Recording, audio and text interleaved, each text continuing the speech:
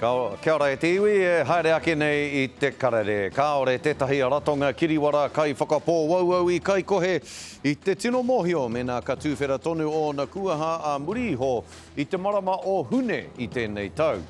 Nā, I tērā tau, I au katihia ai he tau patupatu motu hake e pāna ki te pire mō ngā mātā pono o te tiriti o Waitangi e te kaunihera ārohe o Taranaki. Nā ko nā nōhoki I ti Matapae he aro take āroto. Kua whakarewa hia tētahi puka puka reorua e pāna ki te takiwātanga. Hei tā te kaituhi he taonga te takiwātanga e tika ana kia whakanuia.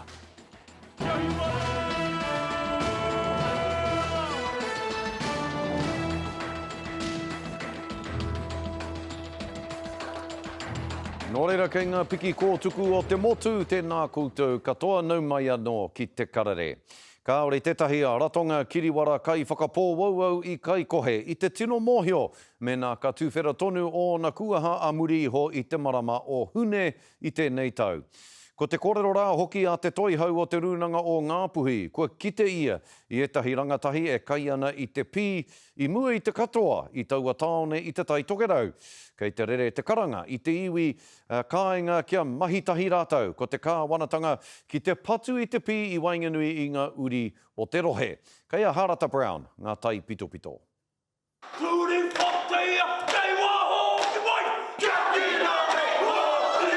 He haka, e wero nei te ngāngara koia te taimiri pī. I riro ai etahi ki te korokoro o te parata.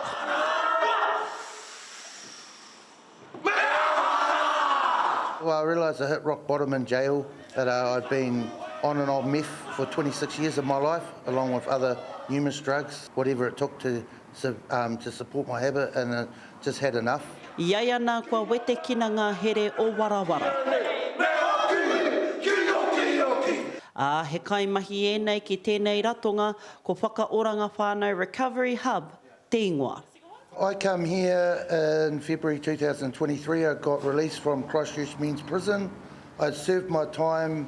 My wife's from Ngāpuhi, she was back here on Home D.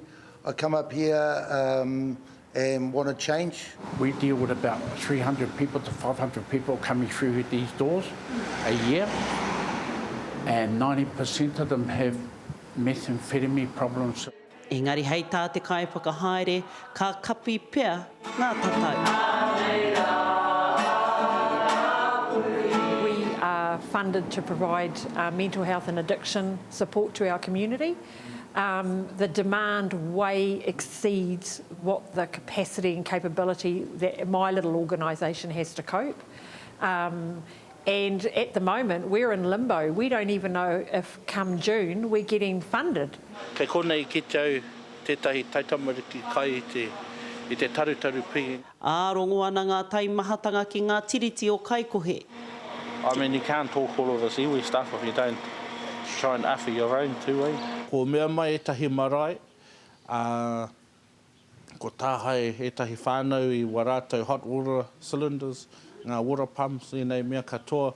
Anō hoki teika ki te tātou te maha o ngā krani māma, ngā krani pāpā e whāngai ana I warātou mokopuna. Tātou mea ko kei runga ngā mātua I runga I tēnei mea te pī. It's like people walking around in the middle of the night on pee fried, drunk people. It's no good for the streets and the kids. You don't even need to buy it. They give it away. You can go outside warehouse, countdown on a daily basis and get given pee or buy pee. It's a huge, huge issue. Me te karanga ki te kāwanatanga. Ho mai kia tātou hiki wa koutou tautoko rauemi kia tātou, te iwi I te mea kei konei mātou kei roto I ngā hāpori pēnei a Kaikohe. I read, people are saying, oh, we want proof. The community want proof that we work, that our services work, that, te hauoro nāpa we work, that, this works, that works. The only way we can prove to you that we work is by showing you people, because that's who we're dealing with. We're dealing with people. O tira, ko te wawata nui kia hiki tia ke ngā taimahatanga ki roto o te Kaikohe kohe. Harata Brown, te karere. Tērā tētahi pāmu kau I a whangaruru I raru I te raupatu I raru hoki I ngā āinga ōhanga o te wā. Engari nai nei ko tau tapatia ki ngā whiringa toa o te ipu ahu whenua. Nā ngā kaipupuri hea, te tarahiti o whangaroa ngai o tonga I whakahau. Kia tangohia ake te whenua ko tahi mano heke te aterahi I ngā kai whakahaere o mua. E rima tau kua hipa, nō rātau te whenua, nō rātau hoki te mana whakahaere. Ko tahi miriona tāra te uara o ngā kau, kei runga I o rātau whenua tūpuna e noho ana. Kei a mārena mane te pūrongo. Anei te whenua, he pāmu. He urupā, he kāinga ki ngā uri whakaheke o ngā tiwai. Kei whangaruru, te whenua tōpu o whangaroa ngaiotanga. Ko tēnei te rā nui, he tūtakitanga ki te motu. I tēnei rangi, he haere, tiro haere ki te whenua. Ahakoa te ua kei konei ngā kaipāmu. E pai ana rātou. Āmene ana te heke o te ua nā te kaha maroke. Tai mai ana ngā maruehi o te ao ahu whenua ki te kite, he aha ngā kura huna o te pāmu kaunei.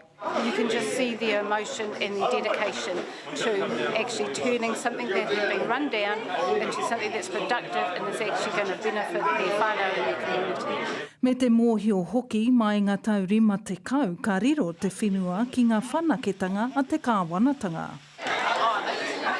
Me ara wāke ka tōpūngia, ka riro te rihi ki tangata ke atu. Noho manenea I ngā uri mō ngā tau maha, engari ka huri te tai I ngā tau tata nei.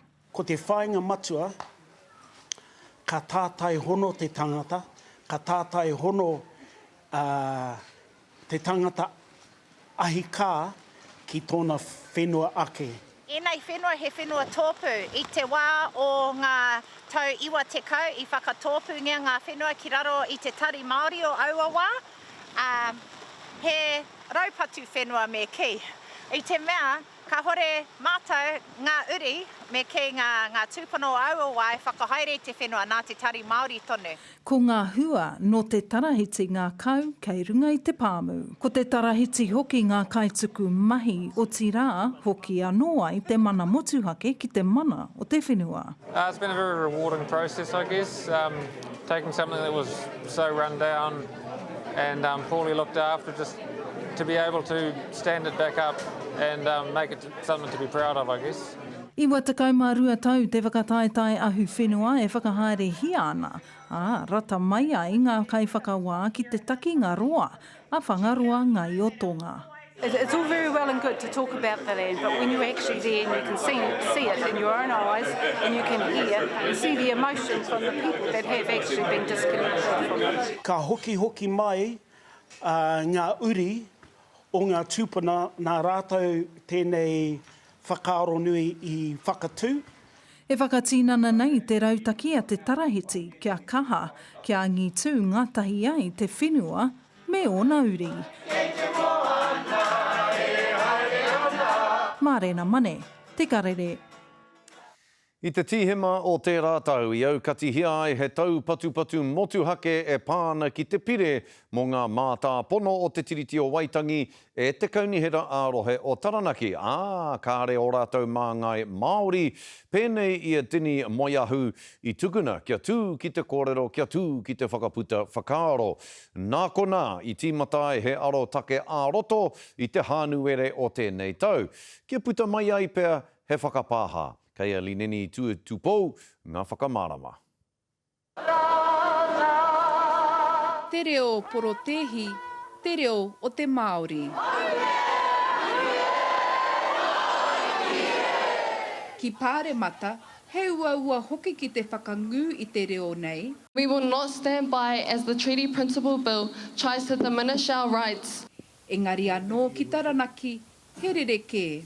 It's interesting when I hear the words of we're going down a separatism. I found it ironic that certain elected members of the Taranaki Regional Council took it upon themselves to shut down a critically important kaupapa. Kei te aro takehia tā te kaunihira ārohe o Taranaki, whakangu I te reo Māori, I te reo o te kai kaunihira o tini moiahu. I felt that to challenge me when I am just speaking to an agenda item and to have that shut down, or even to challenge my ability to even speak. I found that disheartening. Ki hai te kaunihira ārohe o Taranaki i ngā kaurua ki te whakautu i a mātou pātai. There's been a lot of learnings from what has happened. We've agreed that the situation was far from ideal, and we've agreed that our normal procedures weren't followed. E hara te reo o Taranaki i te reo hou ki ngā tohe o te wā. Ko tēnei pire, kano ai kaupapa tāmi i a mātou. E waka ngū nei a mātou ngā iwi o Taranaki. He akoranga nui mā te kaunihira ārohe o Taranaki, tērā pea me manawa nui atu ki ngā take Māori. It's regretful that that this has happened, and we really want to repair and improve our relationship with tangata whenua. It's about moving forward. What are the lessons that the Taranaki Regional Council will learn from this example on how to improve policies and their statutory obligations to Māori? Hei te rima wiki, ka puta te whakatau, karere te whakapāha ia wai, ni neni ko i tupou, te karere. Nō reire, karema, hei muri ake i ngā whakatairanga kua whakarewa hia tētahi puka reo rua e pāna ki te takiwātanga. Hei tā te kaituhi, he taonga, te takiwātanga e tikāna. Kia whakanuia e tātou, kia mau tonu mai.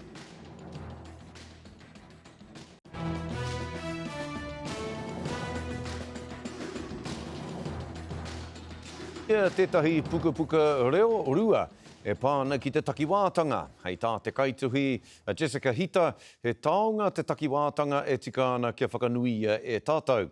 I tuku rāua ko te kai whakamāori a Kristen Ross, kaihanga o te whakāturanga rongonui o Pipi Mā, i o rāua wheako ki roto i te puka takiwātanga nei. Kia mārama pūwai ngā tamariki katoa ki ngā kura whakahirahira o te takiwātanga. Ko te aurere tōku ingoa, he taonga motuhake a hau e noho nei i tōku ake takiwātanga. Ka tai mātou ki te hakaterenga o tō tātou nei rauimi, a ko tōku takiwā, he puka tamariki tēnei, hei whakanuia i ngā taonga o te takiwātanga.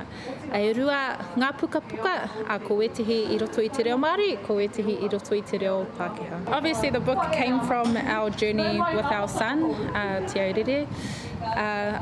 Through my mahi of kanoro, every single time that I would go into kohanga reo and kura kaupapa, the biggest key message that was shared with me was that there's actually no te reo Māori resources for our tamariki within those spaces. Mō taku takiwātanga, tēnā i taku whaingoa i tō rātou.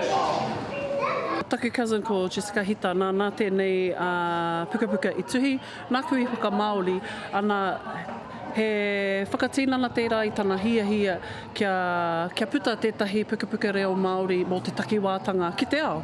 Ko te whainga matua o tēnei puka ka haka nui i ngā taonga o te takiwātanga me a rātou ake āhuatanga. Ko te whainga matua, ka taia e rātou ki te kite a rātou ake āhua i roto i ngā rauemi. Ko te takiwātanga kei te kōlero tērā mō te takiwā o te tamaiti e kōlero hi ana. Ko tana ao, ko ngā āhuaranga katoa, ka rangona e ia, ka pāngia. Everybody knows that I love my son boy. Even though he makes me want to pull my hair out and feel like I'm 20 years older than I actually am. If you know, you know. At the end of the day, we just wanted a better world for our son. He rawe ki au te whakamāoritanga o tēnei puka i te mea koe nei te tuatahi. Koe nei te tauira tuatahi e kite anei i tēnei ao.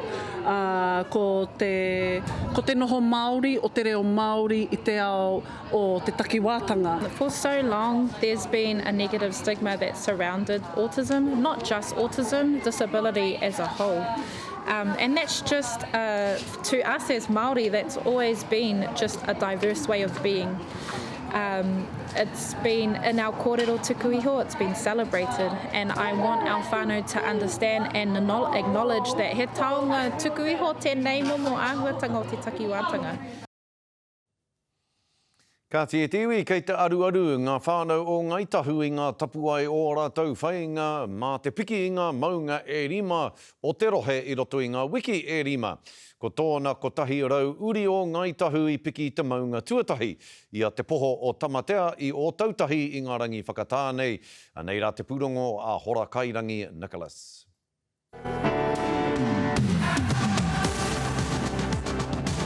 He pakanga teitei te poho o tamatea. Nau mai haere mai ki te whenua te hape o Ngāti Wheke, te tūraka waiwai o Kāti Wheke. Engari, kei te hikaka e nei kai hikoi. E rima ngā wiki, e rima ngā maunga, tērā te kōrero e mōhio ai tātou ki o tātou maunga kakia. Something good comes from getting up a maunga, man. Ko Kylie Jane Phillips te kaiko kiri kaupapa, nāna I whakakotahi ai e nei tāngata e kotahi rau. Ko te kaupapa, e rima ngā maunga, e rima ngā wiki, kia whakaraupi mai e nei uri o ngai tahu ki tā rātou whakapapa. 5 maunga in 5 weeks is just an opportunity for us to come together, really, celebrate our whakapapa, do something choice for our whakapapa. Walking your maunga is really important because it connects you in ways that perhaps you've never been connected before. Ko te poho o tamatea te maunga tuatahi o tēnei kaupapa, nā hei ngā wiki e heke mai ana, ka peka rātou ki te upoko o tahumata, te pōhue, maukatere, me te ahupātiki. E ai kia Phillips, e hara te korikori tīnana I te mea nui. That my nephew knows how hard it is to get up maunga and that he can achieve anything in his life that he sets his mind to. And when he's lost, sometimes we, up in the rangirua, we know where to go to get some clarity. Nā e hara tēnei mō ngā uri o Ngāti Wheke anake, he hono ngā tā Corina Ruki ki rāpaki, I muri I te matenga o tōna hoa rangatira a Damon I te taurua mano rua te kaumātahi. This means a lot to me because my husband is laying up there in his final resting place. This is paradise for us. Means a lot. I'm doing it to strengthen my wairua and help with a bit of mental health.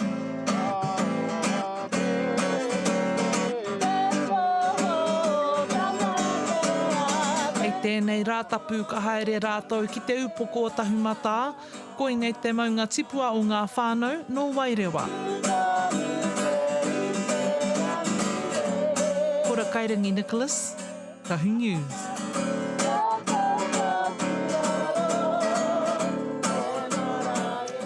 Ki te whutupōro riki I hoki te kāpene o ngā tamatoa, James Fisher Harris ki tōna kai pō I te tai tokerau I ngā rangi whakatānei, ki te whakahaere I etahi hōtaka whakangungu mā ngā rangatahi o te rohe. I Kaikohe ia I ngā rangi whakatānei, nara hoki kāre wā ngā tamatoa kēmu, e whāwana taitara NRL I te taha o ngā Penrith Panthers, I toko ake te whakaaro kia toro ia, I tōna whānau me ōna hoa I te wāhi I tupu ake ai ia. Me te ha, nā rāwo ko Kalani going o ngā tamatoa etahi tohu I toha atu ki ngā rangatahi o te rohe, kia kaua rātou e mahue I ngā momo hōtakariki o te wā. Just hungry, like always getting overlooked up here. So yeah, I think we just worked a little bit harder. I think that's why. We don't have the facilities at like Auckland or Australia. So for us to bring sort of NRL or rugby league up here to Northland, these rural areas, there's so much talent up here. And for us to sort of, like I said, grow the game is, it's just real important and it's just fun too to give back to the community. Hei te hanarei, ka tuki ngā tamatoa ki te Melbourne Storm I Poipiripi ahi Treiria. Nā, kia hoki ake tātou nei ki ngā kaupapa nui tai ore o te rānei. Ka ore tetahi ratonga kiriwara kai whakapō wauau I Kaikohe I te tino mōhio, me nā ka tūwhera tonu o na kuaha a muri ho I te marama o hune I tēnei tau. I tērā tau I aukati hia I he tau patu motu hake mo te pire o ngā mātā pono o te tiriti o Waitangi, e te kaunihera ārohe o Taranaki, nā ko nā hoki I tīmata ai he arotake āroto. Kua whakarewa hia tētahi puka reo rua, e pāna ki te takiwātanga. Hei tā te kaituhi, hei tā Jessica Hita, he taonga te takiwātanga e tika ana kia whakamānawa tia e tātou. Nō reira, hei muri ake i te taonga manawa ko ngā huarere o te wā, kia mau tonu mai.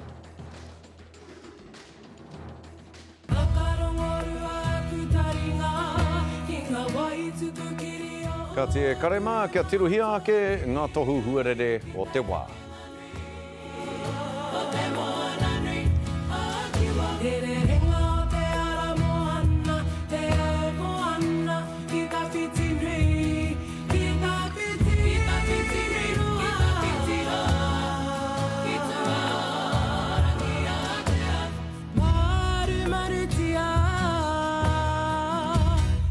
Panga whatu manawa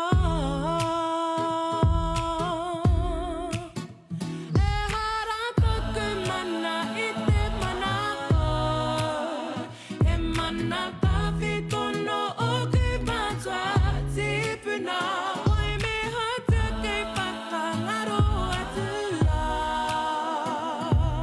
E whakapono te tumanako me te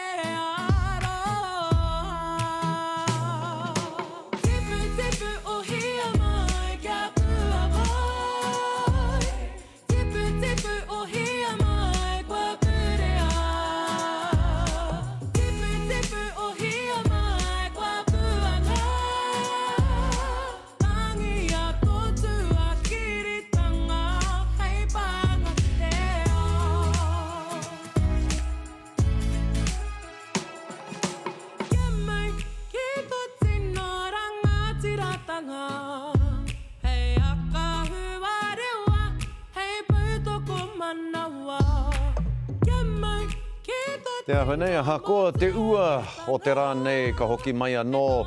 Te ahurei tanga me te manamana hautanga o ngā hihi o tamanui te rā a popo.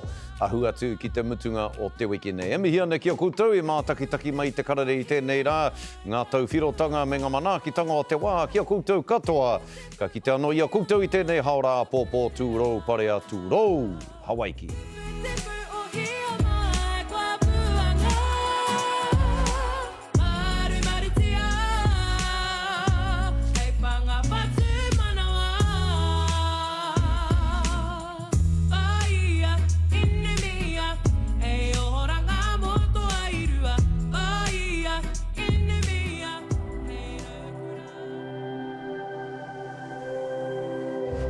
Ko te reo, te take.